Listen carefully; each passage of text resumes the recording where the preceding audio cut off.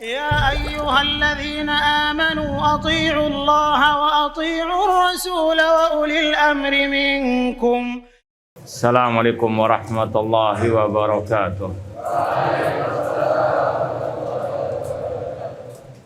إن الحمد لله نحمده ونستعينه ونستغفره ونعوذ بالله من شرور أنفسنا ومن سيئات أعمالنا من يهده الله فلا مضل له ومن يضلل فلا هادي له أشهد أن لا إله إلا الله وحده لا شريك له وأشهد أن محمدا عبده ورسوله يا أيها الذين آمنوا اتقوا الله حق تقاته ولا تموتن إلا وأنتم مسلمون يا أيها الناس اتقوا ربكم الذي خلقكم من نفس واحدة وخلق منها زوجها وبث منهما رجالا كثيرا ونساء واتقوا الله الذي تساءلون به والأرحام إن الله كان عليكم رقيبا يا أيها الذين آمنوا اتقوا الله وقولوا قولا سديدا يصلح لكم أعمالكم ويغفر لكم ذنوبكم ومن يطع الله ورسوله فقد فاز فوزا عظيما أما بعد فإن أصدق الحديث كتاب الله وخير الهدي هدي محمد صلى الله عليه وسلم وشر الأمور محدثاتها وكل محدثة بدعة وكل بدعة ضلالة وكل ضلالة في النار. كيف حالكم؟ كيف أصبحتم؟ Alhamdulillah, segala puji bagi Allah Subhanahu wa taala yang mempertemukan kita kembali dalam kajian kitab Hadhihi Da'watuna wa Aqidatuna oleh Asy-Syaikh Al-Allamah Muqbil bin Hadi Al-Wadi'i rahimallahu taala. Semoga Allah Subhanahu wa taala menghidupkan dan mewafatkan kita di atas dakwah as-salafiyah.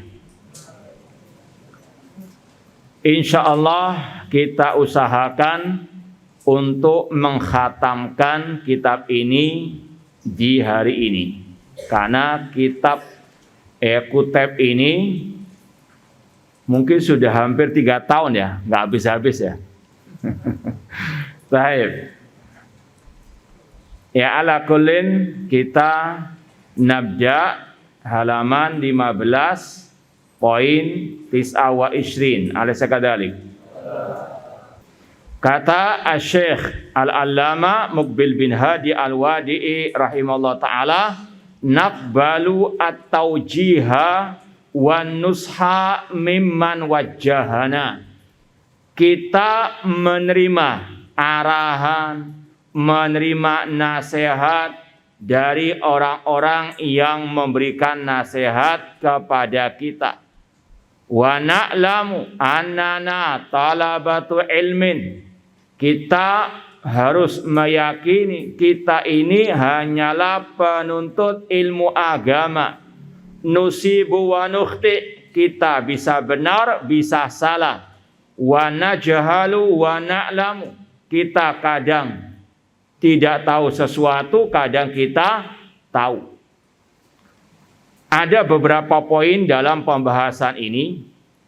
Yang pertama, ahlus sunnah raja'una ilal haqqi. Ahlus sunnah itu di antara cirinya senantiasa kembali kepada al-haq, kebenaran. Al-haq dalatul mu'min.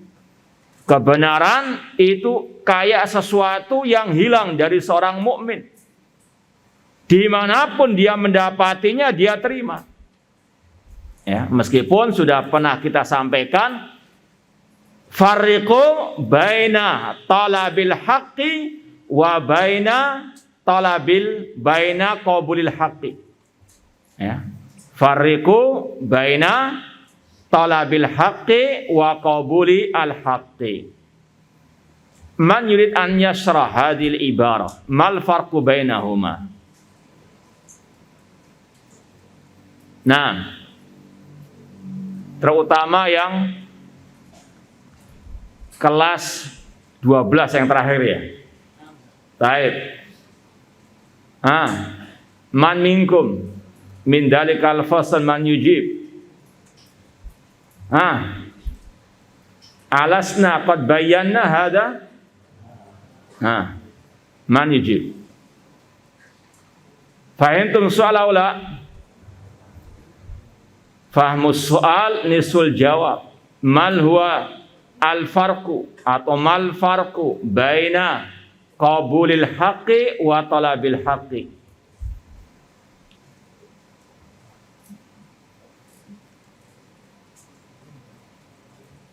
Ma had yujib. Tafaddal. Irfa sautak au kum hatta nara wajhak.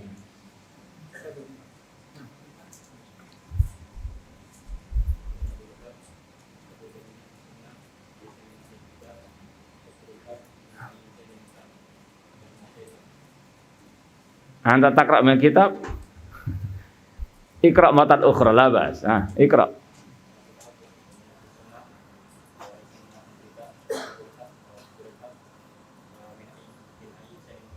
Baik, ahsanta barakallahu fiik. Qabulul haq itu dari siapa saja menerima kebenaran. Ada orang kafir mengatakan sebetulnya Islam agama yang hak. Nabi Muhammad nabi yang terakhir yang wajib untuk kita imani. Takbalun aw la takbalun? Ini sebagaimana dalilnya kisah apa? Abu Hurairah dengan asyaitan yang menjelma menjadi pencuri, kemudian Abu Hurairah diajari apa? Ayat kursi, zikir sebelum tidur malam. Rasul membenarkan. Di sini kata para ulama, Rasul Abu Hurairah menerima kebenaran dari siapa? Setan. Tapi Abu Hurairah tidak mendatangi setan untuk belajar. Paham ya? Ini menerima kebenaran dari siapa saja. Adapun talabul haq harus dari siapa? Ahlus sunnah wal jamaah. Karena ulama salaf sangat amat banyak mentahdzir kita dari bermajelis ilmu dengan ahli bid'ah, dari belajar dari ahli al-bid'ah. Kata beliau, naqbalu tauji wa nusha min man wajahana. Kita menerima arahan, nasihat dari siapapun yang memberikan arahan, nasihat kepada kita. Apalagi yang memang tulus ikhlas lillahi ta'ala, yang betul-betul menginginkan kebaikan. Karena terkadang ada orang-orang yang kelihatannya menasehati, tapi ada makar di balik itu semuanya. Contoh, dalam Al-Quran Allah sebutkan bagaimana iblis yang menggelincirkan orang tua kita Adam dan Hawa dengan istilah nasihat. Bahkan iblis bersumpah dalam surat Al-A'raf, wa qasamahuma inni lakuma laminan nasihin. Iblis bersumpah di hadapan Nabi Adam dan Hawa, sesungguhnya aku, kata iblis, adalah penasehat bagi kalian. Maka terkadang perlu ketelitian, perlu kewaspadaan, perlu kehati-hatian. Maunya menasehati, tapi pada hakikatnya ingin untuk menjatuhkan, menghancurkan, membinasakan sebagaimana yang dilakukan oleh iblis. Maka sekali lagi, kalau kita lihat memang dia ahli menasehati, dia memang orang yang di atas akidah sahihah, di atas kebaikan, ya, maka apa? Kita nakbal nasihat kalau itu memang nasihat yang baik, nasihat yang benar. Ya. Kata Asy-Syaikh, nakbal tauji wa nushamin man wajahana. Ini menunjukkan sekali lagi kewajiban kita menerima kebenaran. Karena Rasul mengatakan, la yadkhulul jannah man kana fi qalbi mithqalu dzarratin min kibr. Tidak akan masuk surga orang yang dalam hatinya ada sedikit dari kesombongan. Kemudian Rasul mentafsirkan apa itu al-kibr, batarul haqqi wa ghamtun nas, menolak kebenaran dan merendahkan manusia. Disampaikan ayatnya, disampaikan hadisnya, disampaikan asar ulama salaf, disampaikan juga syarah dari para ulama ahli sunnah, namun tetap berpaling, namun tetap menjauh dari kebenaran tersebut. Na'udzubillahi min dzalik. Ahlus sunnah raja'una lil haqqi au ilal haqqi. Ahlus sunnah senantiasa kembali kepada kebenaran. Dan kebenaran al-haqqu mir rabbika. Kebenaran dari siapa? Allah Subhanahu wa taala. Kebenaran ada tandanya. Kebenaran harus berdasarkan dalil. Bukan kebenaran sesuai dengan selera, sesuai dengan hawa nafsu, akal, pikiran semata. Tidak. Kita tahu itu al-haq kalau sesuai dengan qala Allah wa qala Rasul wa qala as-sahabah. Makanya kalau ada orang menasehati, lihat dulu nasihatnya. Timbang nasihatnya dengan qala Allah wa qala Rasul. Jangan hanya enggangge saja. Ya. Siapapun yang memberikan nasihat tersebut, antum dikasih akal, dikasih ilmu, di antara tujuannya untuk tadi melihat kebenaran tersebut dengan cahayanya. Kebenaran tadi itu dari Allah Subhanahu wa taala, ada tandanya, ada cahayanya. Qala Allah wa qala Rasul wa qala as-sahabah. Maka sekali lagi, nasihat nggak semuanya itu bisa diterima. Yang bisa diterima yang hanya berdasarkan qala Allah wa qala Rasul wa qala as-sahabah. Iblis tadi bahkan bersumpah mengatakan dirinya sebagai apa? Pemberi nasihat kepada Adam dan Hawa. Namun apa?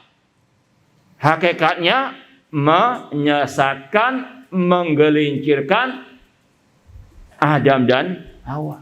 Ini sebagai pelajaran berharga bagi kita semua. Sekali lagi, tetap harus apa? Ada kehati-hatian, kewaspadaan, timbang segala nasihat, fatwa, arahan dengan qala Allah wa qala Rasul wa qala as-sahabah.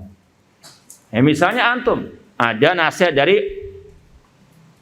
guru, ustadz, mudaris, ustadzah, antum sudah memiliki bekal ilmu.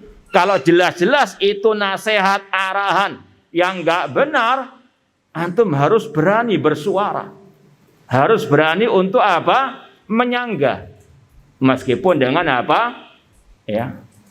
Adab yang baik. Di kelas misalnya ada ustadz mengatakan tidak apa-apa belajar kepada semua orang. Nggak boleh fanatik kepada Ustadz Abdurrahman Thayyib. Boleh belajar kepada kelompok Mu'tazilah, kepada yang lain. Antum bisa apa? Timbang. Apakah yang benar ucapan yang mengatakan kebenaran harus dari ahli sunnah saja diambil atau dipelajari, dicari ataukah kepada semua orang kita boleh mencari kebenaran tersebut? Ya. Sudah kita sampaikan ucapan para ulama salaf, antum sudah pernah membaca ucapan para ulama salaf, antum timbang semua nasihat arahan tersebut. Ya, sekali lagi ini yang harus kita sampaikan, al-haqqu an yuttaba, kebenaran yang wajib diikuti, dan kebenaran itu mir rabbika, dari Allah, dari Rasulnya sallallahu alaihi wasallam. Kemudian dari poin 29 ini ada faedah juga tentang kewajiban kita wa tawasaw bil haq wa tawasaw as-sabr. Ad-dinu an-nasihah. Nasihat tentunya tadi harus berdasarkan qala Allah wa qala Rasul wa qala sahabat. Jangan memberikan nasihat tanpa ilmu, tanpa tahu apa yang mau dinasehati, apakah benar atau tidak. Ya. Jangan hanya modal semangat adi nasihat, namun tanpa al-ilmu. Ingat selalu ucapan Imam Bukhari, al-ilmu qabla al-qawli wal amal. Ilmu sebelum kita berucap, sebelum kita beramal. Poin yang ketiga, Asy-Syaikh mengajarkan kepada kita at-tawadhu, merendahkan diri, tidak sombong, atau rendah hati, tidak sombong. Beliau meskipun sebagai al-allamah, ahli hadis negeri Yaman, namun masih beliau katakan kita hanyalah penuntut ilmu agama. Kalau beliau penuntut ilmu agama, kita apa? Ya, ulama mengatakan seperti ini. Namun indah sekali lagi, akhlak, adab para ulama. Bahkan lebih dari itu, Syekh Al-Albani mengatakan, kita hanya tualib, ya, lebih kecil daripada apa? Talibu al-ilmi. Tasghir dari talibul ilmi tualib. Ini menunjukkan tawaduknya mereka, padahal mereka adalah gunungnya al-ilmu, samudranya al-ilmu, terutama di zaman ini. Maka harus ada perasaan kita sangat amat jauh dari al-ilmu. Harus terus apa? Semangat mencari ilmu. Jangan pernah merasa kenyang dengan ilmu. Jangan pernah merasa cukup dengan yang sudah kita dapatkan. Meskipun sudah kelas 12, bahkan mungkin sampai kelas 1919 misalnya. Ya. Kata Allah, wa ma utitum minal ilmi illa qalila. Man tawaddu'a lillah rafa'ahullah. Kata Rasul, barang siapa yang tawaduk karena Allah, Allah mengangkat derajatnya. Imam Asy-Syafi'i rahimahullah, yang dikenal dengan samudra ilmu, beliau mengatakan dalam bait syairnya, idza masdatu ilman zadani ilman bijahli. Setiap bertambah ilmuku, bertambah pula pengetahuanku tentang kejahilanku. Ini ucapan Imam Syafi'i rahimahullah. Maka sekali lagi, jangan pernah merasa sudah cukup dengan yang kita miliki. Terus belajar dan terus belajar. Banyak murajaah. Meskipun sudah jadi ustadz misalnya. Gak ada kata berhenti belajar. Gak ada kata-kata berhenti murajaah.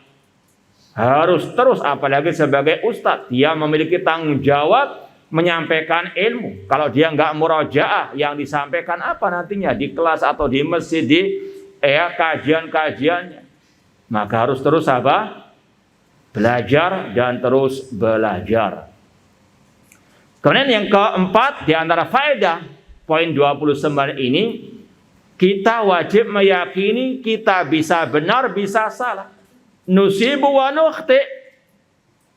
Sebagaimana kata Imam Malik rahimahullah, kullun yu'khad min qawli wa itlaq ila Rasul sallallahu. Setiap kita bisa diambil ucapannya, bisa ditinggalkan kecuali ar-Rasul sallallahu alaihi wasallam. Maka sekali lagi timbang semuanya. Ya, kalau tadi yang mengatakan Imam Malik, Imam Daril Hijrah, gurunya Imam Asy-Syafi'i mengatakan kita bisa salah bisa benar. Imam Syafi'i juga mengatakan idza khalafa qawli qala Rasul fadribu qawli ardul haid. Kalau ucapanku menyelisih ucapan Rasul, buang jauh-jauh ucapanku, kata Imam Asy-Syafi'i rahimahullah. Maka kalau ini ucapan para imam-imam tersebut, apalagi kita. Ya. Namun tadi timbangan ini salah atau benar bukan selera, perasaan, bukan hawa nafsu, bukan akal pikiran, namun menimbang ini benar ini salah dengan qala Allah wa qala ar-Rasul. Kembali kepada ad-dalil. Jangan ikut-ikutan ahli bid'ah yang mengatakan wah ente ini sok merasa benar, sok memegang kunci surga. Apakah ente gak bisa salah? Ya kita katakan kita bisa salah, cuma sebutkan mana kesalahan kita, kan gitu. Jangannya apa? Pakai kaidah-kaidah umum saja. Ya, misalnya ketika kita membantah suatu kebid'ahan, kemudian dituduh seperti dengan ucapan-ucapan yang global. Biasa kalau orang sudah nggak punya hujah, ya bantahannya, jawabannya, ucapan yang apa? Global-global tersebut. Tunjukkan mana kesalahan kita dalam membantah tersebut. Tunjukkan mana akidah kita yang keliru. Fasil, ya perinci. Maka sekali lagi, iya kita yakini kita bisa benar, bisa salah. Kalau kita dituduh salah, mana buktinya? Jangan apa? Hanya menuduh tanpa bukti. Kata Rasul, alal mudda'i al-bayyinah. Yang menuduh harus mendatangkan apa? Bukti. Bukan secara ucapan global-global begitu saja. Sok merasa benar, ya sok dan demikian. Maka sekali lagi, ini kita yakini kita bisa benar, kita bisa salah. Dan timbangan salah benar bukan selera masing-masing, bukan hawa nafsu, bukan perasaan, bukan pendapat fulan dan alan, namun al-haqqu mir rabbik, al-haqqu dari qala Allah wa qala Rasul wa qala as-sahabah. Ya, ini berkaitan dengan poin ke-29. Bahkan nanti akan kita sampaikan tentang kritikan sebagian para ulama terhadap penulis buku juga. Artinya apa yang dikatakan oleh Syekh Muqbil bin Hadi, ya, ini akan betul-betul nampak kita apa? Lihat bahwasanya ya, beliau pun bisa apa? Keliru ucapannya, bisa apa? Tergelincir. Poin ke-30 kata Syekh Muqbil bin Hadi Al-Wadi'i rahimahullah ta'ala, nuhibbu ulama sunnah al-mu'asirin.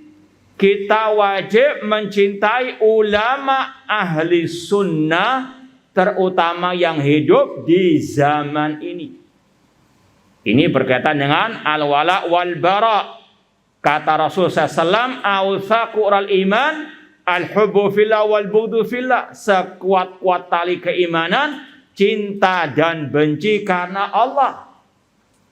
Kita mencintai para ulama karena mereka telah dipuji, diangkat derajatnya oleh Allah, ditinggikan derajatnya oleh Allah. Innama yakhshallahu min ibadihi al-ulama. Yarfa'illahu alladhina amanu minkum walladhina utul ilma darajat.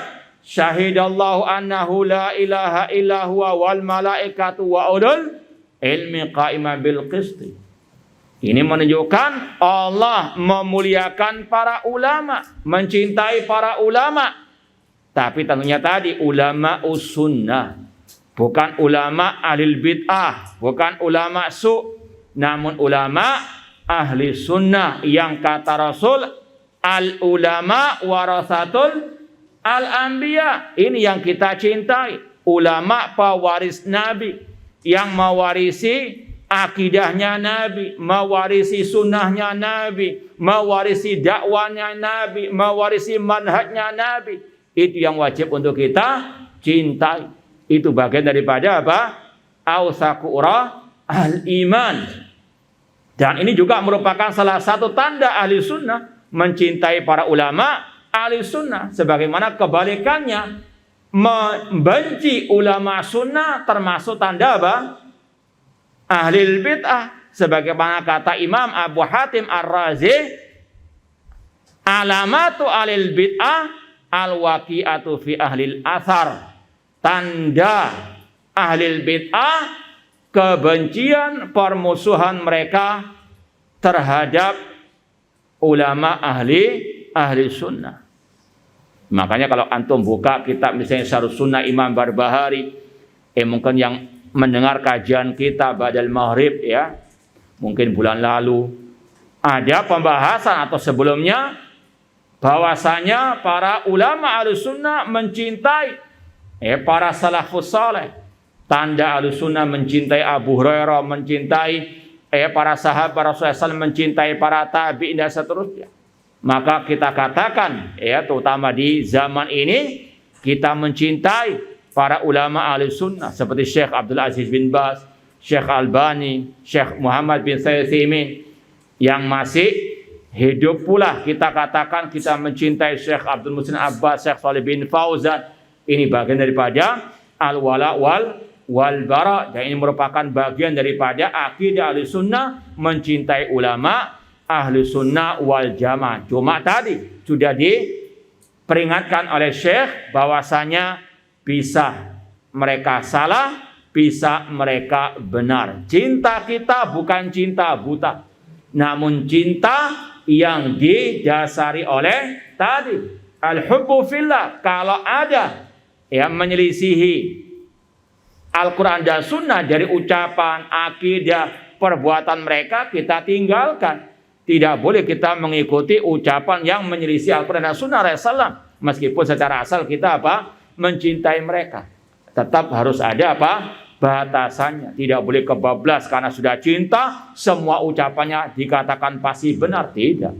Sebagaimana sudah kita lewati dari pembahasan kitab Al-Firqatun Najiyah, bahwasanya Al-Firqatun Najiyah tahtarim ulama al-mujtahidin walakinnahum la tata'assab liwahidin minhum. Al-Firqatun Najiyah menghormati ulama-ulama ahli ijtihad, ulama ahli sunnah, namun mereka tidak fanatik kepada seorang pun. Ini sekali lagi minhaj Firqatun Najiyah, manhaj ahli sunnah wal jamaah. Cinta namun fillah walillah. Namanya cinta karena Allah itu semuanya berdasarkan qala Allah wa qala Rasul. Cinta yang sejati, cinta yang didasari oleh al-hubbu fillah. Makanya kalau ada ucapan, perbuatan, keyakinan dari ulama tersebut yang menyelisihi qala Allah misalnya, maka ya ayyuhalladzina amanu la tuqaddimu baina yadayillahi wa rasuli. Jangan mendahulukan ucapan siapapun di atas firman Allah dan sabda Ar-Rasul sallallahu alaihi wasallam. Wa narghabu fil istifadati minhum. Kata Syekh Mukbil, dan kita sangat antusias untuk mengambil faedah dari mereka. Kita belajar kitab-kitab mereka, kita mendengar kajian-kajian mereka. Apalagi sekarang ada di YouTube, ada di banyak media. Maka kita banyak-banyak menimba ilmu dari mereka. Cuma sebagaimana sudah kita sampaikan tadi, mereka kadang bisa benar, bisa bisa salah. Timbangannya qala Allah wa qala Rasul wa qala as-sahabat. Makanya harus antum yakini ucapan ulama atau ulama itu bukan dalil. Al-ulama yustadallu alaihim wala yustadallu bihim. Artinya ulama itu bukan dalil. Ucapan mereka masih butuh dalil. Itu yang dijelaskan oleh para ulama. Kita menimba ilmu dari mereka. Cuma tadi harus kita yakini kadang ucapan mereka bisa benar, bisa apa? Bisa salah. Namun kalau mereka kedudukannya ulama, bukan ngelama, tinggalkan kesalahan mereka, jangan ikuti, namun tetap orangnya, merekanya dihormati. Beda dengan orang jahil namun apa? Ngelama. Kalau salah, tinggalkan ucapannya dan juga apa? Orangnya.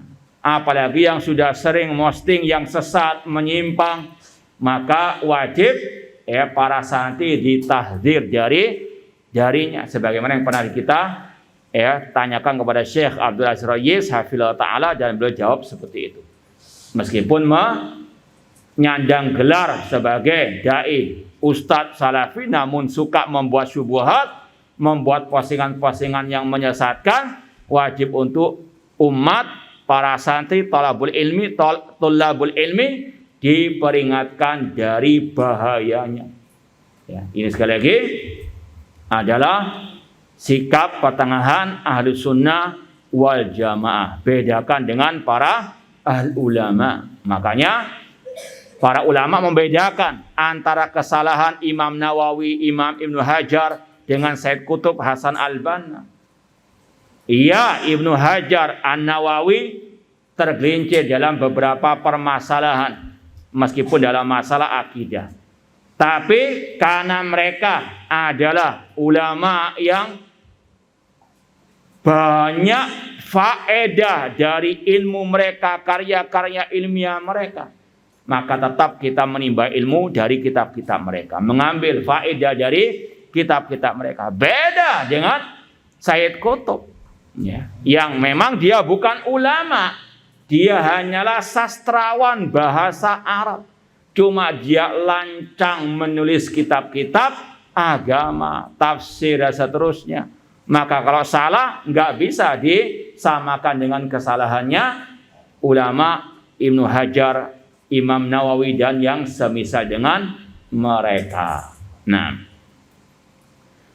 wa nasaf li jumudi katsirin minhum, dan kita sangat menyayangkan adanya jumud di sini. Wallahu alam, kita dulu pernah ikut daurah Syekh Ali bin Hasan tentang pembahasan kitab ini, dan yang masih tertulis di catatan kita, kata beliau arti jumud adamul harakati wan nasyat li ta'lim wa dakwah, ketidakadanya antusias, semangat untuk berdakwah atau mengajar. Ilmu mereka luar biasa sebetulnya, cuma kurang bersemangat dalam mengajar. Ya, kesalahannya nggak parah, cuma sangat disayangkan. Makanya kata beliau naksaf, tidak ada semangat dalam berdakwah atau dalam menulis karya ilmiah.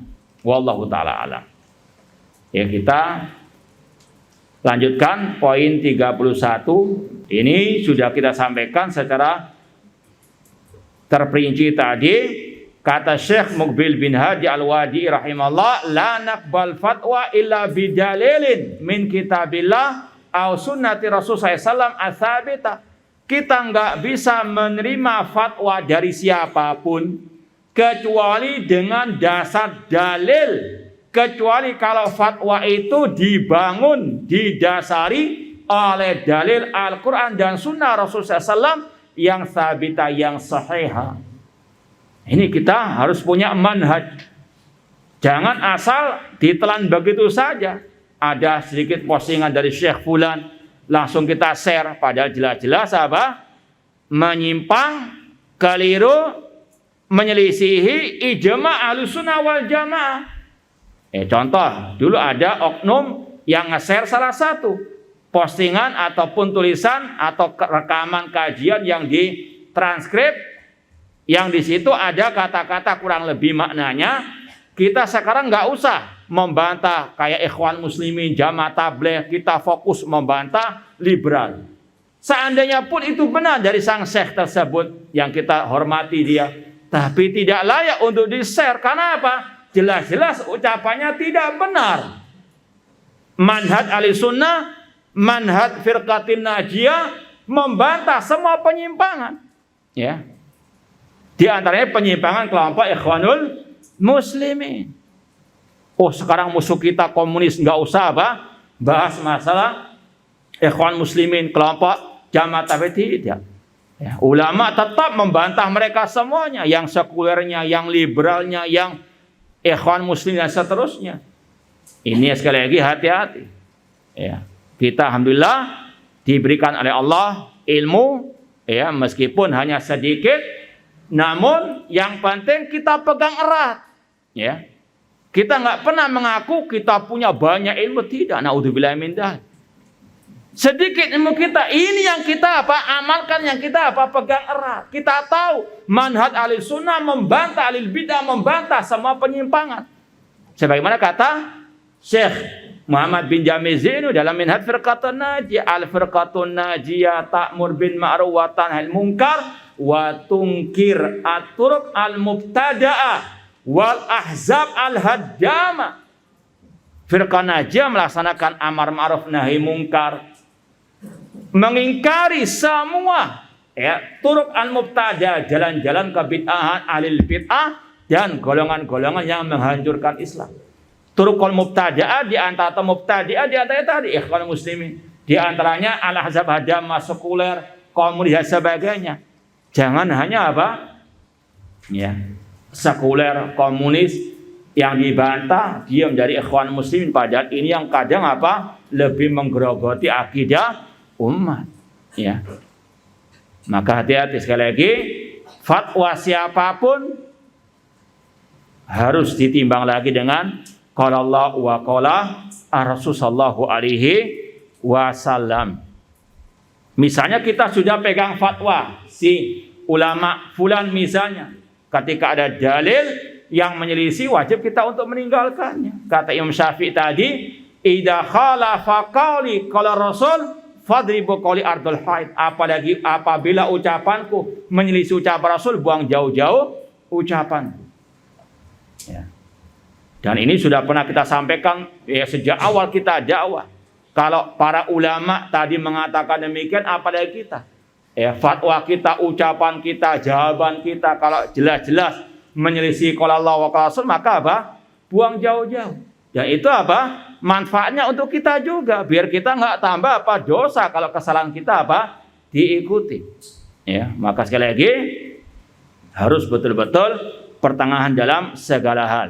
Para ulama kita hormati, kita menimba ilmu dari mereka, namun kita tidak boleh fanatik kepada ucapan mereka, kepada mereka. Semuanya ditimbang lagi dengan qala Allah wa qala ar-Rasul. Ucapan ulama bukan dalil pada qala Allah wa qala Rasul dan ijma' para as-salafus saleh.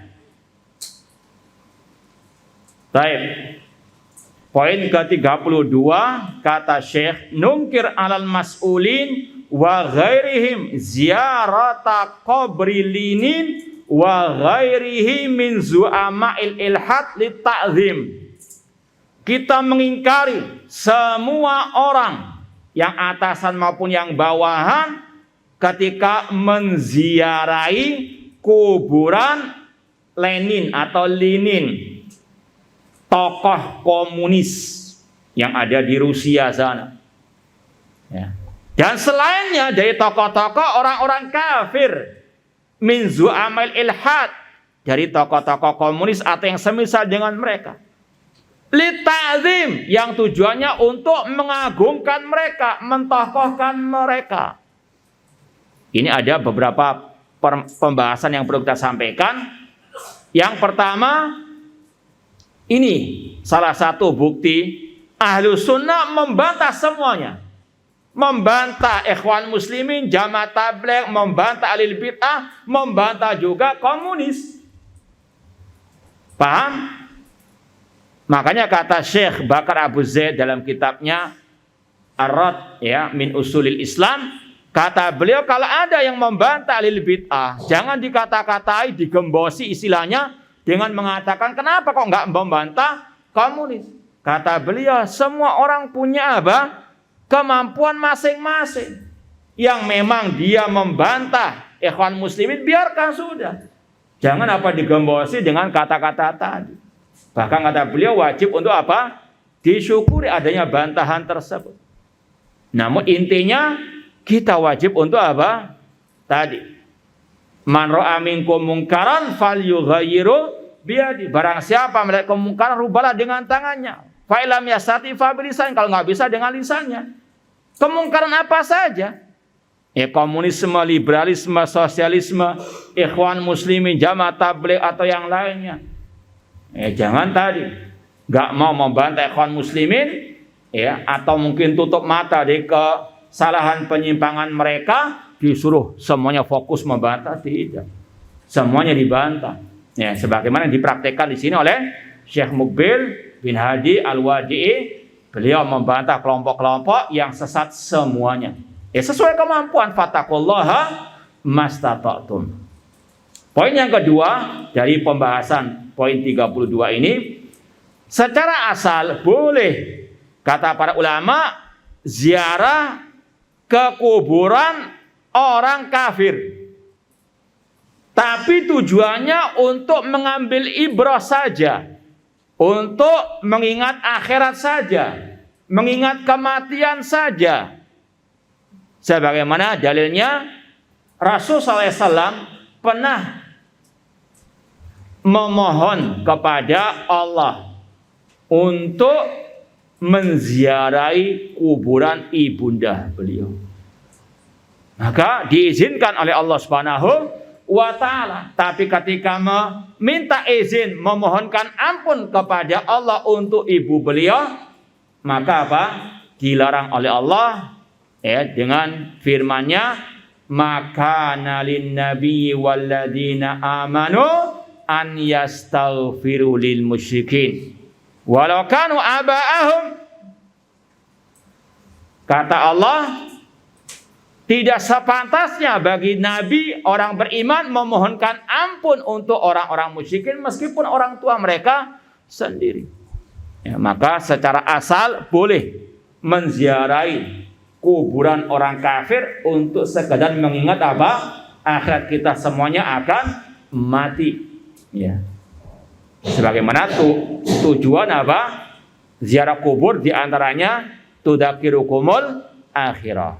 Adapun poin yang ketiga ini yang intinya haram menziarahi kuburan tokoh-tokoh orang-orang kafir untuk lita'zim. Makanya dikasih tambahan oleh beliau lita'zim atau keterangan lita'zim, mengagungkan mereka. Ngapain orang kafir diagungkan? Naudzubillah min dzalik.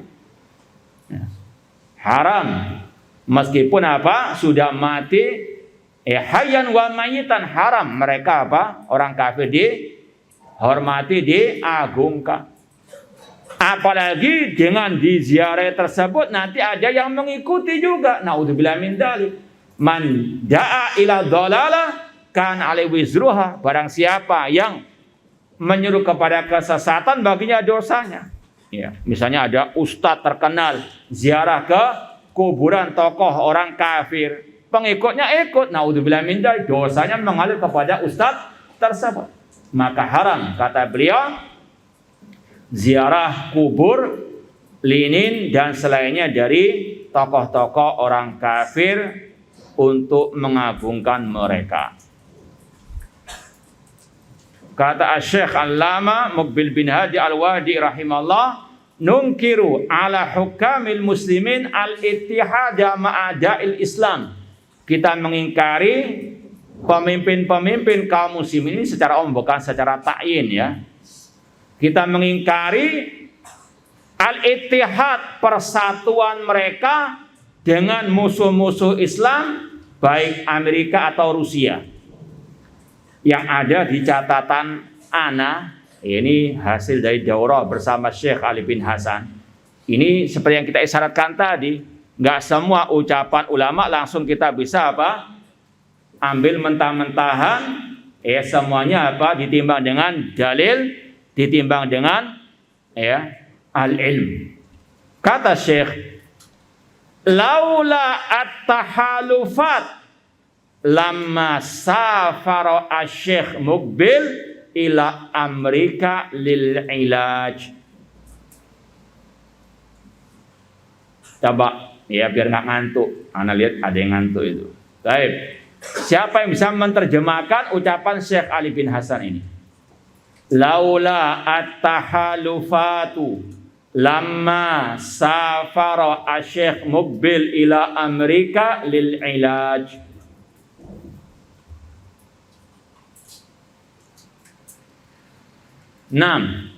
Ada yang bisa menerjemahkan? Masa nggak bisa? Tawadhu ya.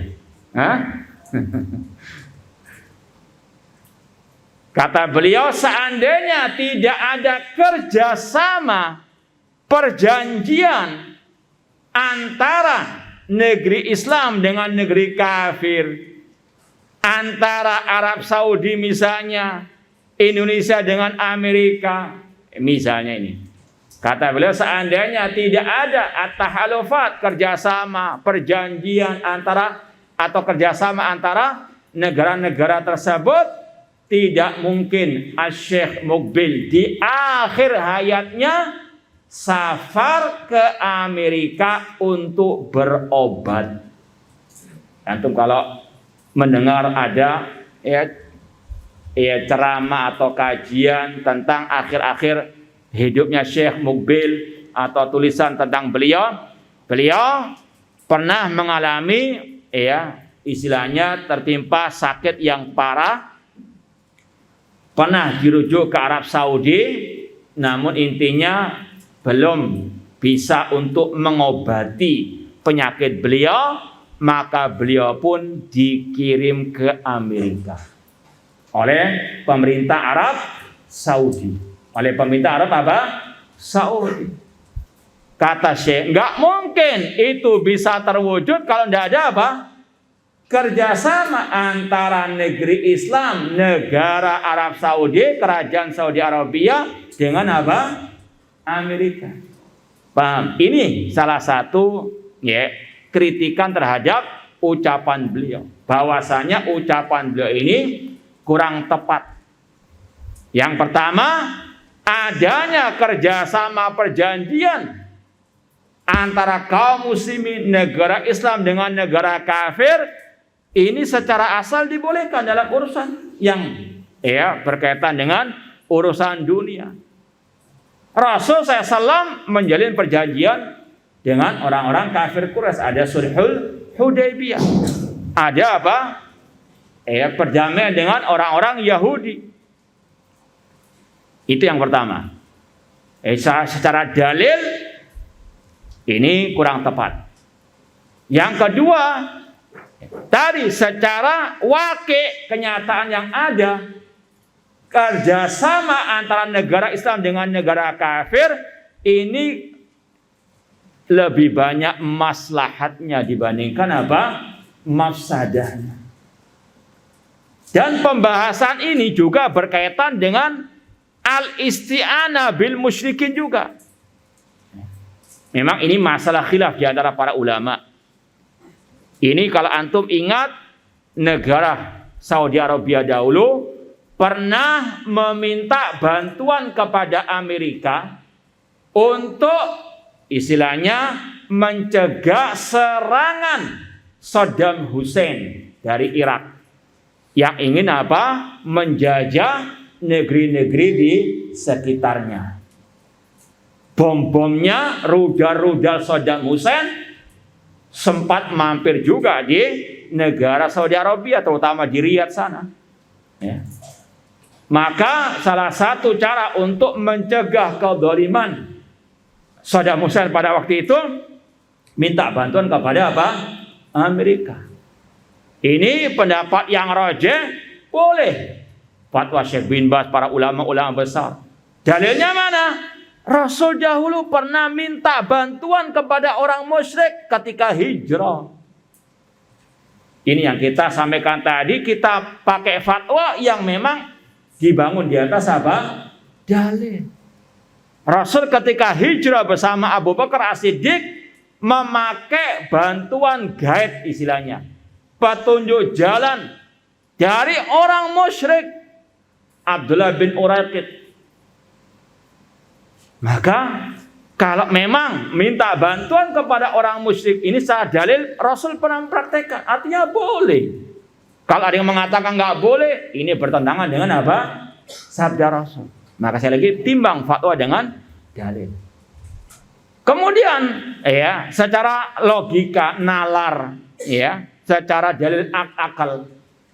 Misalnya ya, antum punya tetangga orang Nasrani, orang musyrik. Ya. Di malam hari ada naudzubillah min dzalik qadarallah. Misalnya ada perampok, ada begal masuk ke rumah antum. Yang bisa antum mintai tolong pertama kali tetangga antum.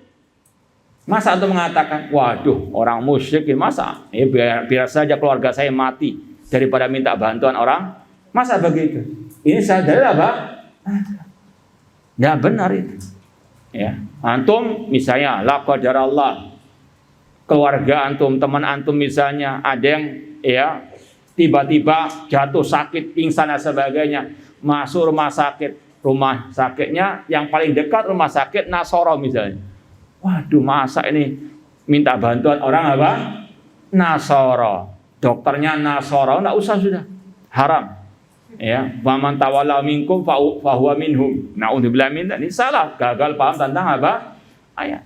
Ini sekali lagi bedakan juga antara keadaan darurat dengan apa? Tidak darurat.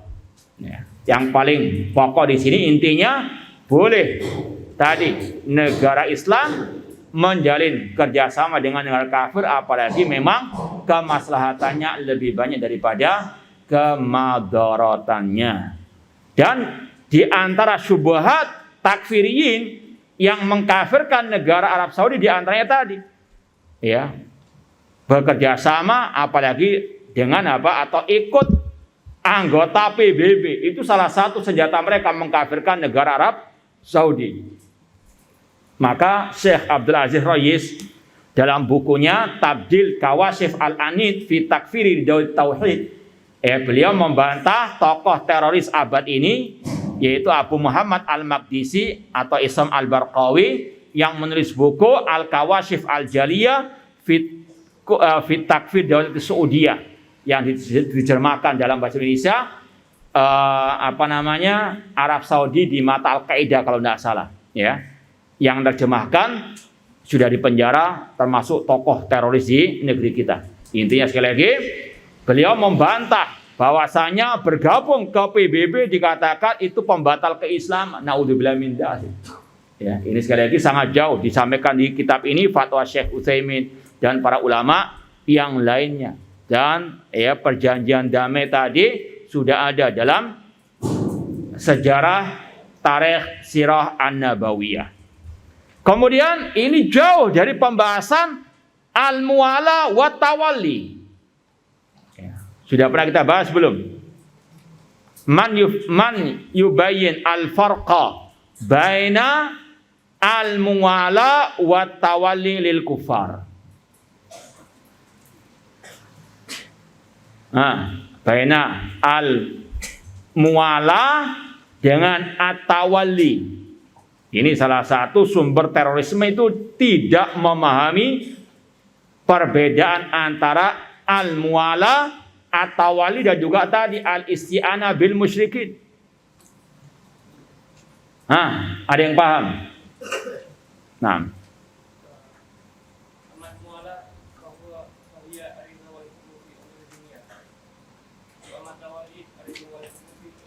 Ahsanta barakallahu fiik. Muwalah kepada orang kafir itu haram, dosa besar, yaitu mencintai orang kafir. Entah karena urusan dia pemain sepak bola yang sangat luar biasa, ya, cinta, ya, kamarnya dipenuhi dengan poster-poster fotonya. Naudzubillah min dzalik. Ini muwalah, mencintai orang kafir karena urusan dunia. Hukumnya haram. Al-hubbu fillah, sudah dia tinggalkan. Ini berkaitan dengan kisah dulu sahabat Rasul yang bernama Hatib bin Abi Balta'ah radhiyallahu anhu. Beliau sempat tergelincir. Beliau membocorkan rahasia Rasul yang akan menyerang kota Mekah. Rasul diberi wahyu oleh Allah Ta'ala bahwasanya ada salah satu sahabat beliau yang membocorkan rahasia beliau lewat tulisan yang dikirim lewat kurir perempuan pada waktu itu. Ali bin Abi Thalib diutus untuk mengejar sang kurir sampai diketahui ada surat rahasia yang dikirim oleh Hatib bin Abi Balta'a radhiyallahu anhu. Ketika Rasul istilahnya cross check, menginterogasinya, Hatib bin Abi Balta'a mengatakan, "Ya Rasulullah, aku hanya sekedar ingin menanamkan jasaku kepada orang kafir Quraisy agar mereka tidak mengganggu keluargaku di sana." Ini membantu orang kafir Quraisy karena urusan apa? Dunia. Bukan karena beliau cinta kepada agamanya orang musyrikin. Beliau hanya sekedar tadi menanamkan jasa agar keluarganya yang di kota Makkah tidak diganggu urusan dunia. Maka tetap diingkari oleh Rasul, namun Rasul tidak mengkafirkan Hatib bin Abi Balta'a. Beda dengan At-Tawalli. Sebagaimana firman Allah, "Ya ayyuhalladzina amanu la tattakhidul yahuda wan nasara awliya ba'dhum awliya'u ba'din wa man yatawallahu minkum fa innahu minhum." Wahai orang beriman, jangan kalian menjadikan orang Yahudi Nasara sebagai pelindung-pelindung kalian, sebagai mereka pelindung bagi sebagian yang lain. Wa man yatawallahum minkum, barang siapa yang bertawalli kepada mereka, dia bagian dari mereka, kafir. Kata Imam Ibnu Jarir At-Tabari yang maknanya, makna tawalli itu ar-ridha bidinihim, ridha dengan ajaran agama orang kafir. Itu baru kafir orangnya, keluar dari al-Islam, itu pembatal keislaman. Seperti yang disampaikan oleh Syekhul Islam Muhammad bin Abdul Wahhab dalam 10 pembatal keislaman. Siapa yang hafal ucapan beliau tentang poin ini? Yang tawalli dalam artian ridho dengan agama orang kafir, dia bagian dari orang kafir itu. Ada yang hafal? Di antara pembatal keislaman tentang poin ini.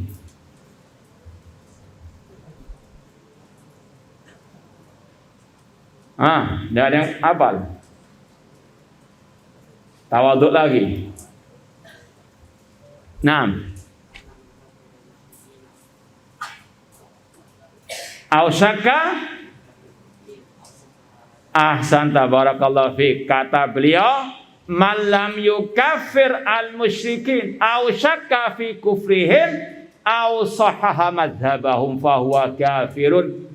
Barang siapa yang tidak mengkafirkan orang musyrikin, yaitu non muslim, atau ragu akan kekafiran mereka, atau membenarkan ajaran mereka, ajaran orang-orang kafir, ridho dengan ajaran orang kafir, maka dia kafir.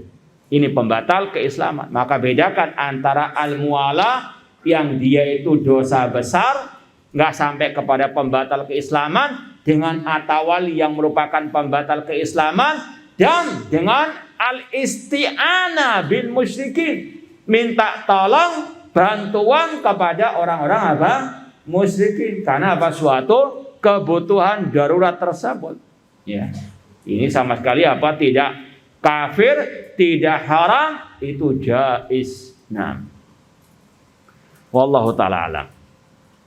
Poin ke-34, kata Asy-Syaikh Al-Allamah Muqbil bin Hadi Al-Wadi rahimahullah, ad-da'awatul jahiliyatu kal qaumiyati wal arubati nungkiruha wa na'tabiruha da'awatin jahiliyatan. Seruan-seruan jahiliyah seperti fanatik kaum, ya, misalnya di Mahat ini yang dari Surabaya punya komunitas sendiri, Sidoarjo komunitas seni, nggak nyapa, nggak saling tegur sapa, nggak saling salam. Ini beda. Ya, beda apa? Beda kotanya. Nggak ada masalah. Kalau beda akidahnya lain lagi ceritanya. Ini sekali lagi harus juga apa?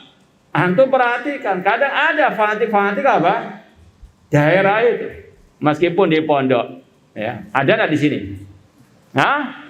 Ada nggak? Nggak ada. Nggak ada sedikit atau nggak ada banyak? Ayo. Artinya geng-gengan.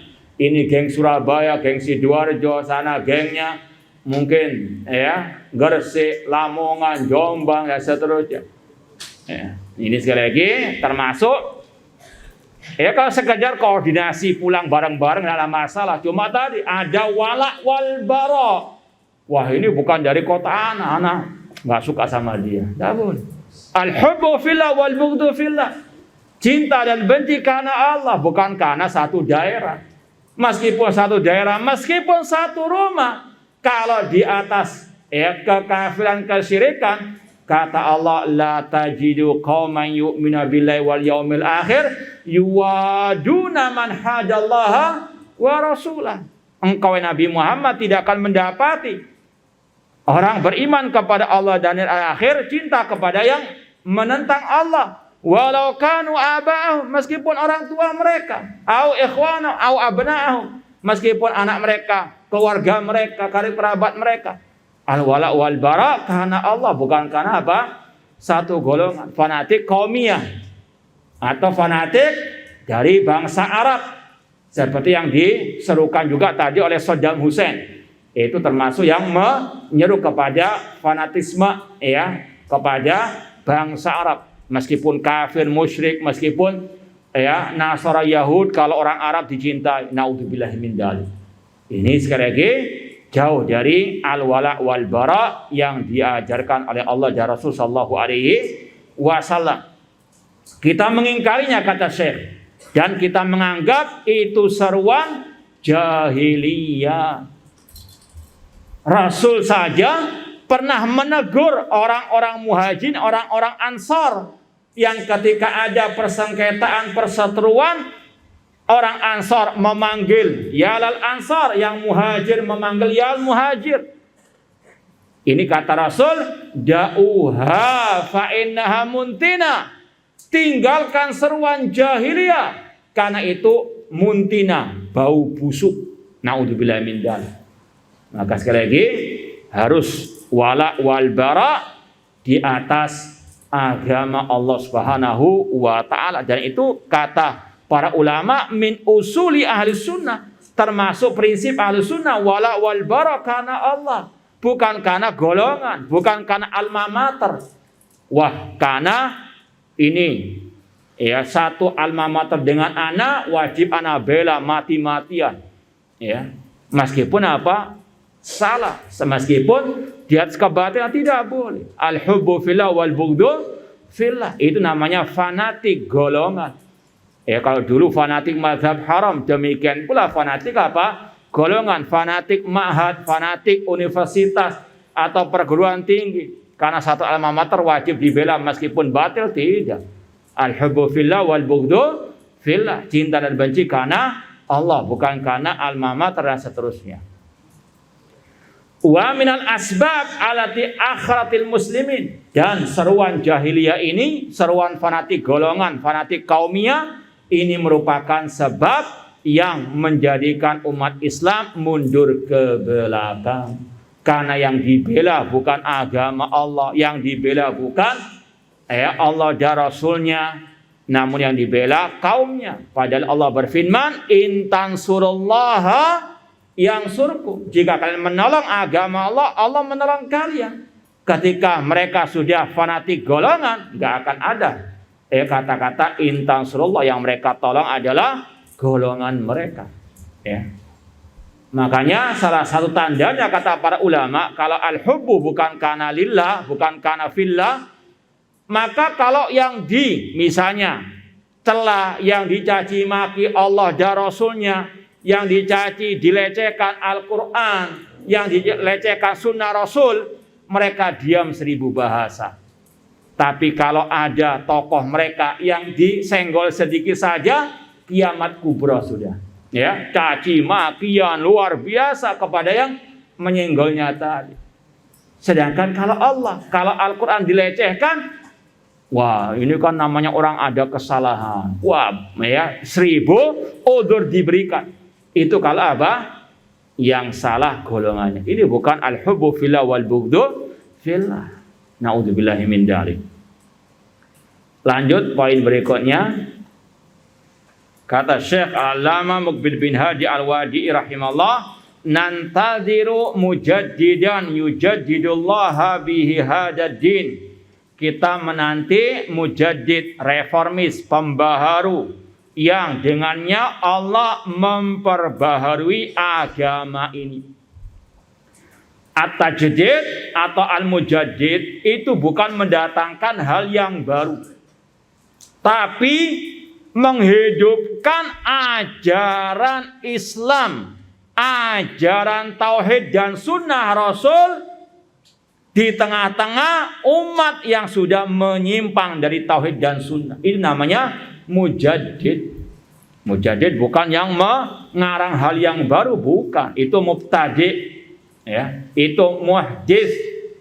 Tapi al-mujaddid yang memperbaharui agama ini, yang menampilkan lagi agama Islam sesuai dengan yang diajarkan oleh Ar-Rasul sallallahu alaihi wasallam. Rasul SAW bersabda, "Innallaha yab'atsu li hadhil ummah ala ra'si kulli mi'asana man yujaddidu laha dinaha." Sesungguhnya Allah mengutus kepada umat Islam setiap 100 tahun, 1 abad, orang yang memperbaharui agamanya. Itu tentunya para ulama, ya. Mereka lah yang al-mujaddidun. Pernah Syekh Al-Allamah Al-Muhaddits Abdul Muhsin Al-Abbad Al-Badr, ana dengar sendiri, ya.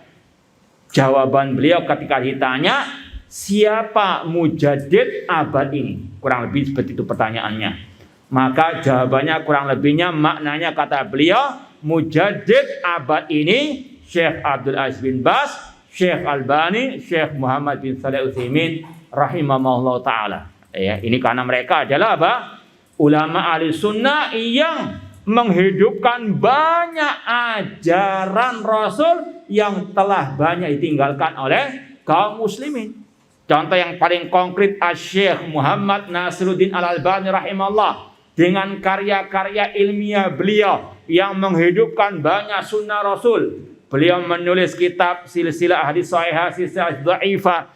Untuk apa? Membedakan mana yang sahih, mana yang dhaif dari hadis Rasul sallallahu alaihi wasallam dengan ya tentunya penelitian ilmiah, bukan sekadar asal nulis. Demikian pula beliau menulis kitab sifat salat Nabi, menghidupkan lagi sunnah Rasul tentang masalah salat, tidak ada fanatik mazhab. Demikian pula ahkam janaiz, spesialis ya, masalah merawat jenazah sesuai dengan Al-Quran dan Sunnah dan membantah kebid'ahan, luar biasa. Maka sungguh benar ucapan para ulama kalau mengatakan Syekh Al-Albani rahimahullah mujaddid abad ini rahimahullah ta'ala. Dan juga tadi Syekh Muhammad bin Shalih Al-Utsaimin, Syekh Abdul bin Baz, dan di antara kategori mujaddid yaitu yang menyampaikan kembali pemahaman yang benar tentang Islam ini, ya, tentang tafsir Al-Quran, tentang hadis Rasul, dihidupkan lagi pemahaman para salafus saleh. Ini namanya mujaddid. Nah, wa narju an takunal yaqda islamiyah mumahadatan lahu, dan kami berharap kebangkitan Islam ini mumahadah sebagai pembuka bagi jalannya mujaddid tadi. Poin berikutnya, kata Syekh Al-Allamah Muqbil bin Hadi Al-Wadi rahimahullah, na'taqidu dhalala man yunkir ahaditsad dajjal al-mahdi wad dajjali wa nuzul Isa ibni Maryam alaihissalam. Kita meyakini kesesatan orang yang mengingkari hadis-hadis tentang Imam Mahdi, Dajjal, dan turunnya Nabi Isa alaihissalam. Ahlus sunnah, kata Imam Al-Auza'i, ya naduru ma sunnah itu darat, kita berputar bersama sunnah. Kemana sunnah itu apa? Berputar. Selama itu harusnya sahih, sami'na wa ata'na. Kalau dalam masalah perintah, kalau dalam masalah kabar berita, kita mendengar dan kita membenarkan. Ya, semua hari-hari Rasulullah sallallahu alaihi wasallam. Ini bagian daripada perintah Allah. Wa ma atakum rasulu fakhudhu. Apa yang Rasul ajarkan maka ambillah. Ya. Maka sesat kalau ada yang mengingkari hadis-hadis tentang Imam Mahdi, Dajjal dan turunnya Nabi Isa alaihissalam. Bahkan tentang turunnya Nabi Isa, dalilnya bukan hanya pada ayat, bukan pada hadis saja, pada ayat Al-Quran. Sebagaimana firman Allah, wa innahu la ilmul lis-saati. Nanti Anda cari di surat Az-Zukhruf. Sesungguhnya Nabi Isa dalam qiraah yang lain, wa innahu la alamun. Sesungguhnya Nabi Isa tanda hari kiamat. Dan itu yang ditafsirkan oleh Ibnu Abbas radhiyallahu taala anhuma, innahu la alamul lis-saah, bahwasanya turunnya Nabi Isa tanda hari kiamat, ya, tanda besar hari kiamat. Apalagi Rasul mengatakan innaha lan takum hatta tarau asra ayat, tidak akan tegak hari kiamat sampai engkau melihat 10 tanda besarnya. Yang pertama, ya, khuruju ad-dajjal, kemudian khurujud daba, ada binatang yang bisa berbicara, kemudian ada apa? Ada apa lagi? Turunnya Nabi Isa alaihissalam, kemudian ada khasfun bil masyriq wal maghrib wa jaziyatil Arab. 3 tanda langsung Rasul sebutkan, adanya bumi yang ditenggelamkan di barat, di timur, dan di jazirah Arab. Adanya ad-dukhan, asap yang meliputi alam semesta ini. Kemudian ada narun takhruju minal yaman tahsyurun nasa ila masyarihim. Ada api yang mengumpulkan manusia ke tempat mahsyar. Mahsyar di sini maksudnya mahsyar di dunia, bukan padang mahsyar di akhirat. Ya, cuma kadang kita pernah Anda dengarkan ceramah, kadang keperucut, ya, mahsyar di hari kiamat, padahal mahsyar itu mahsyar di negeri Syam, kata para ahli ulama. Ya, ada api yang menggiring manusia dari negeri Yaman sampai ke mahsyar, maksudnya di negeri Syam. Ini tanda-tanda hari kiamat yang besar. Di antaranya juga tentang Imam Mahdi. Ada kutip kecil judulnya Iqamatul Burhan Firraddi alaman angkara khurujal mahdi wad dajjal wa nuzuli al-masih fi akhir zaman. Ya, kalau mau lebih sedikit terperinci membantah orang-orang menolak 3 tanda hari kiamat tadi, ini ada buku Iqamatul Burhan, menegakkan penjelasan hujjah untuk membantah orang yang mengingkari keluarnya Mahdi, keluarnya Dajjal, dan turunnya Nabi Isa bin Maryam oleh Syekh Al-Allamah Hamud bin Abdullah At-Tuwaijiri rahimahullah. Ada yang masih ingat enggak karya beliau yang pernah kita bawa di sini dulu, Hamud At-Tuwaijiri, tentang membantah salah satu kelompok sesat?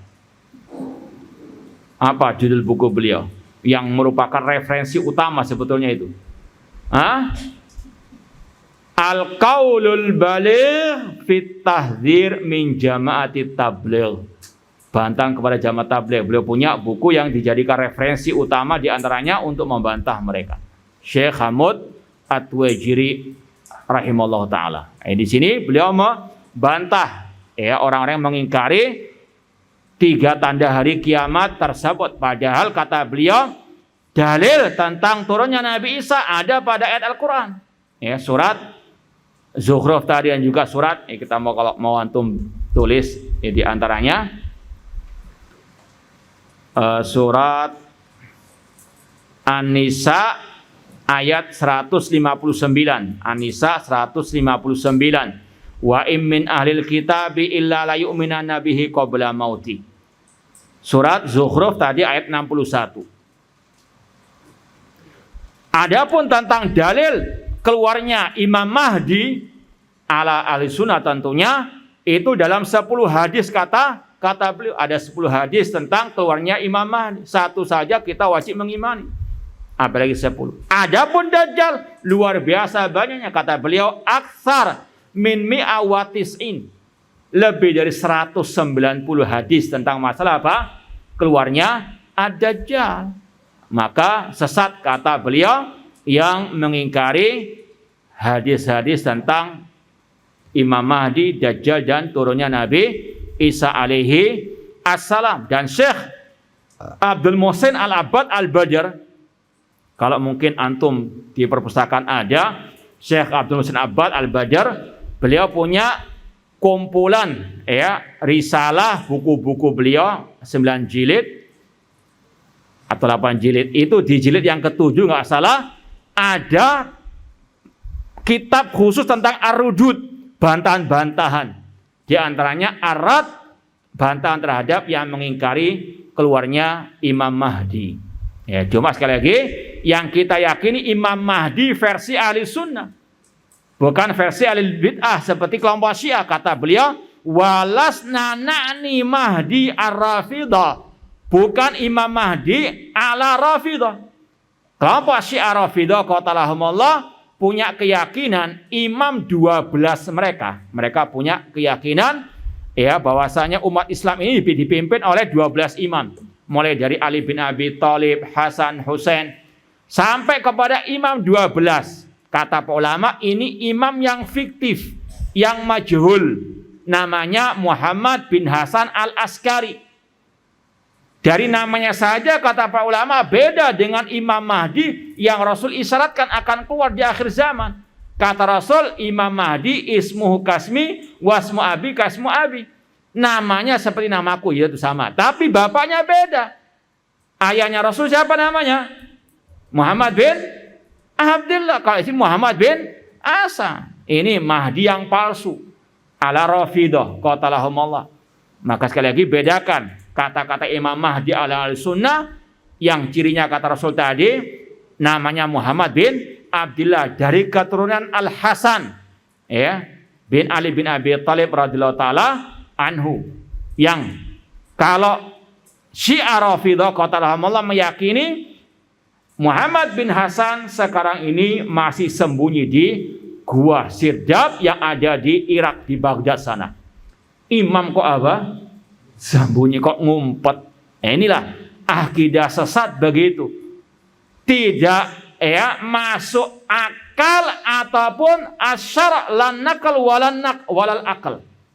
Ini akidahnya kelompok Syiah Rafidah. Punya imam sudah berabad-abad lamanya mereka tuh nggak muncul, nggak nongol. Ini agama apa? Khurafat ala Syiah Rafidah qatalahumullah. Adapun Imam Mahdi ala ahli sunnah ini akan keluar sebagaimana kata Ar-Rasul. Cuma dalam menyikapi masa ini juga pertengahan. Jangan mengingkari seperti yang bantah di sini oleh para ulama, dan juga jangan berlebihan lebay. Kan banyak itu sekarang ustadz akhir zaman. Laqad shadaq. Betul, mereka ustadz akhir zaman sebagaimana kata Rasul, inna min asyrati sa'ah an yultamasal ilmu indal asaghir. Di antara tanda hari kiamat diambilnya ilmu dari orang-orang al-asaghir, alil bid'ah atau orang yang jahil murakkab. Itu di antaranya ustadz akhir zaman, ilmunya cocokologi, cocok-cocokan. Bahkan dalilnya pakai SMS. Iya, saya diberitahu oleh teman saya di SMS ada Imam Mahdi yang sudah muncul sekarang di Mekah. Gang berapa enggak tahu, Allah a'lam. Ini yang berlebihan menetapkan adanya Imam Mahdi cuma tadi dibuat kisah-kisah yang kayak dongeng, naudzubillah min dzalik, tanpa bukti yang nyata. Bahkan ada yang nggak salah, ada yang meramal akan keluar tahun 2024. Ini sekali lagi ramalan orang-orang tersebut, naudzubillah min dzalik.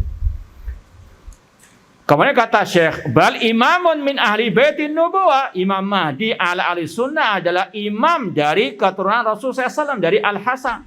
Wa min ahli sunnah, dari kelompok ahli sunnah, bukan dari kelompok Syiah Rafidah. Yamla'ul arda adlan wa qistan, yang dia keluar itu akan menebarkan keadilan di atas muka bumi ini. Kama muliat dzulman wa jawran, yang sebelumnya dipenuhi dengan kedzaliman, kecurangan. Wa kunna inna min ahli sunnah li anna sab'a fadil sahaba laysa minal adl. Kami katakan Al-Mahdi versi ahli sunnah karena kalau versi Syiah Rafidah itu mencaci maki para sahabat dan itu bukan keadilan. Sekali lagi bedakan Imam Mahdi versi ahli sunnah yang itu hak yang akan keluar di akhir zaman dengan Imam Mahdi versi kelompok Syiah Rafidah qatalahumullah. Baik, yang terakhir dari kutub atau kitab Hadi Da'watuna wa Aqidatuna, kata Syekh Muqbil bin Hadi Al-Wadi'i rahimahullah ta'ala, hadhihi nafathatun an aqidatina wa da'watina. Ini sekelumit dari pembahasan akidah kita, dakwah kita, wa dzikruha bi adillatiha yatul kitab. Kalau kita sampaikan dalil-dalilnya panjang lebar kitab ini seperti yang kita sampaikan. Ini aja 3 tahun baru selesai kita. Hampir lah, meskipun ada liburnya kan, pandemi. Wa qad dzakartu julla adillatiha fil makhraj minal fitnah. Adapun dalil-dalilnya sudah ana sebutkan dalam kitab yang lain, Al Makhraj minal fitnah. Ini yang dimaksud oleh beliau, wallahu alam. Ini bukunya Al-Makhraj Minal Fitnah oleh Syekh Muqbil bin Hadi Al-Wadi'i, yang kalau mau kita lihat daftar isinya berkaitan dengan kelompok Ikhwan Muslimin, berkaitan dengan masalah jamaah takfir, jamaah tabligh, itu yang paling banyak. Kemudian di awal-awal ada Al-Hukmu bi ghairi ma anzalallah dan seterusnya. Nah, kemudian kata beliau, wa man ladai ayu i'tiradin ala hada fa nahnu musta'idun liqabulin nusi in kana muhiqqan. Barang siapa yang ada protes, kritikan atas yang kita tulis, maka kami siap untuk menerima nasihat. Seperti yang beliau katakan tadi. Cuma kata beliau, in kana muhiqqan, kalau benar nasihatnya kita terima. Artinya nggak semua nasihat itu benar. In kana muhiqqan, maka juga kita sama yang ngajarkan kitab ini di sini juga mengatakan seperti kata Syekh Mubil. Kalau mungkin dalam syarah kita ada yang keliru, sampaikan. In kana muhiqqan kita terima. Namun kata beliau, walimuna darati in kana mukhtian, dan kita siap dialog kalau ada kekeliruan. Ini sekali lagi jangan engganggi saja kalau dikritik, jangan engganggi saja kalau dikasih masukan. Kalau yang masukan itu benar, ya kita terima. Kalau nggak benar, kita dialog, kita sampaikan hujjah. Walil i'rad anhu in kana mu'anida, kita istilahnya nggak mau melayani, nggak mau meladeni jika dia orangnya keras kepala, bukan cari kebenaran, namun cari pembenaran, cari sensasi misalnya. Kalau ini yang sudah, yang waras ngalah sudah, nggak usah dilayani. Ini sekali lagi kata beliau, wallahu a'lam. Hada wa mimma yanbaghi an yu'lam anna hada laisa syamlan li da'watina wa li aqidatina. Kutub ini tidak mencakup semua pembahasan akidah yang kita selama ini pegang. Fa inna da'watana minal kitab wa sunnah ilal kitab wa sunnah. Sesungguhnya dakwah kita, seruan kita dari Al-Quran dan Sunnah kepada Al-Quran dan As-Sunnah. Hakada al-aqidah. Itulah akidah. Akidah yang berdasarkan Al-Quran dan Sunnah Rasulullah SAW. Itulah yang dinamakan dengan al-aqidatun nazilah. Kata para ulama, akidah ada 2. Al-aqidah an-nazilah dan al-aqidah an-nabitah. Akidah yang turun dan akidah yang tumbuh. Itu kalau bahasanya. Mana yang benar? Yang nabitah atau nazilah? Nazilah. Karena turun dari wahyu Allah, Al-Quran dan Sunnah Rasulullah SAW. Adapun nabita yang tumbuh di bumi, yang dikarang-karang sendiri oleh manusia. Sebagaimana kata Allah dalam dakwah Nabi Yusuf misalnya, Allah mengatakan, ya sahibai sijni a'arbabun mutafarriquna khairun amillahul wahidul qahar ma ta'buduna min dunihi illa asman samaitum wa antum wa aba'ukum ma anzalallahu biha min sultan. Kesyirikan yang dilakukan oleh orang-orang musyrikin di antaranya kaum Nabi Yusuf alaihissalam, mereka mengarang sendiri patung-patung sesembahan mereka yang dikarang-karang oleh nenek moyang mereka. Ini namanya akidah nabita yang dikarang-karang, ma anzalallahu biha min sultan, yang tidak Allah turunkan keterangan padanya. Maka kaidahnya setiap yang enggak ada ajarannya dari Allah itu sesat, ya. Yang nabita dikarang-karang sendiri itu yang sesat. Ya, yang benar yang ma anzalallah, yang diturunkan oleh Allah Subhanahu wa taala. Minal kitab wa sunnah ilal kitabi wa sunnah. Wa hasbunallahu wa ni'mal wakil wa la haula wa la quwata illa billah. Alhamdulillah. Alladzi bi ni'mati tatimmus shalihat. Semoga apa yang kita kaji bermanfaat bagi kita di dunia wal akhirah. Wallahu taala a'lam.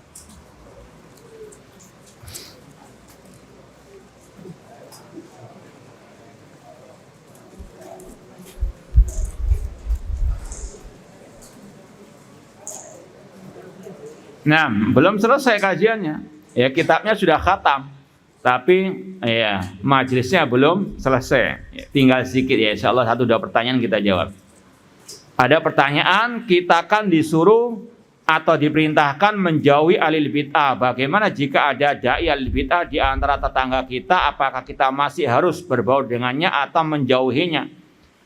Kata para ulama, al-aslu al-hajar, hajur alil bid'ah. Hukum asal menyikapi alil bid'ah itu menjauh darinya. Tidak mengucapkan salah, nggak ngajak ngomong, menghajar, memboikot. Itu hukum asalnya. Illa limaslahah, kecuali kalau ada kemaslahatan. Kecuali kalau kita menghajar malah apa? Madaratnya lebih besar. Contoh tadi, tetangga itu tadi, ya kita nggak punya kekuasaan apa-apa. Kalau kita boikot malah kita apa? Mendapatkan banyak madarat. Seperti yang sering kita sampaikan, kita di kampung Pak RT-nya alil bid'ah. Kalau kita nggak ngajak ngomong, nggak bisa ngurus surat apa-apa kita. Betul nggak? Artinya minimal kita nggak ikut acara-acara bid'ahnya, nggak ikut majelis bid'ahnya. Adapun hukum muamalah sehari-hari, assalamualaikum waalaikumsalam, tidak ada masalah. Jadi perhatikan, kalau memang kita nggak punya kekuatan apa-apa, ya sudah sabar, tetap kita diucapkan salam, menjawab salamnya, kita diajak ngobrol masa urusan dunia, ya kita tanggapi dan seterusnya. Namun kalau sudah urusan agama atau acara-acara keagamaan, kebid'ahan mereka, kita menjauh. Nah,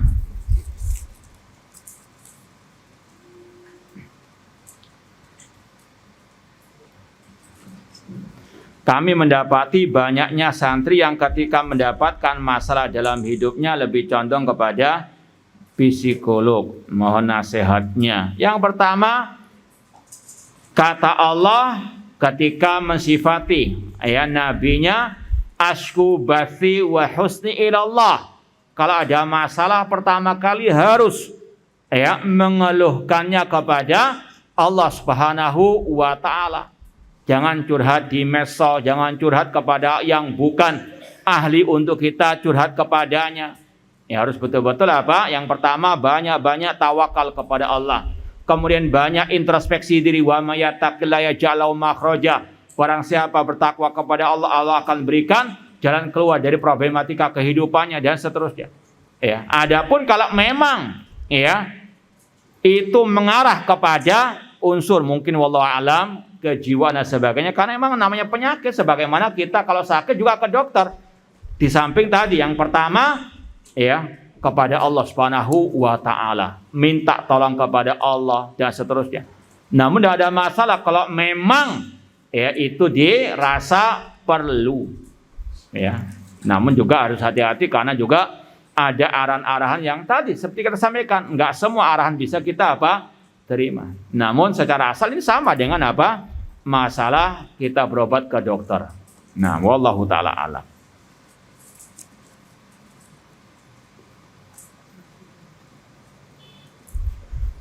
Apakah benar imam setelah salat disunahkan untuk menghadap ke makmum yang di sebelah kanan? Tidak, menghadap langsung ke makmum yang di belakangnya. Sebagaimana dalam Sahih Bukhari, nanti antum lihat ada dalam Sahih Bukhari Kitabus Shalah bab al-imam yastaqbilu an-nasa. Enggak ada kata-kata ala yaminihi. Imam, kata Imam Bukhari dalam babnya menghadap setelah selesai sholat ke arah makmum, nggak serong kanan, nggak serong kiri, nggak serong atas. Namun ya langsung menghadap ke makmum. Nah, wallahu a'lam. Yang terakhir masih ada.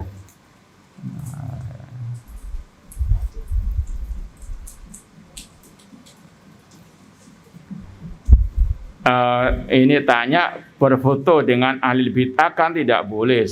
Saya punya keluarga yang sebagai pentolan ahli bid'ah. Pada saat Idul Fitri saya ingin berfoto keluarga. Jadi ini iya, foto keluarganya jangan sama yang ahli bid'ah tersebut. Ya. Atau suruh tukang fotonya yang ahli bid'ahnya di Wallahu taala alam. Ya, tapi ini insyaallah nggak sampai kepada wala wal bara tadi karena dia sudah tahu dia ahli bid'ah. Wallahu taala alam, kurang lebihnya mohon maaf. Jazakumullah khairan perhatiannya. Aku qouli hada wa akhiru da'wana anil hamdulillahirabbil alamin. Wassalamualaikum warahmatullahi wabarakatuh.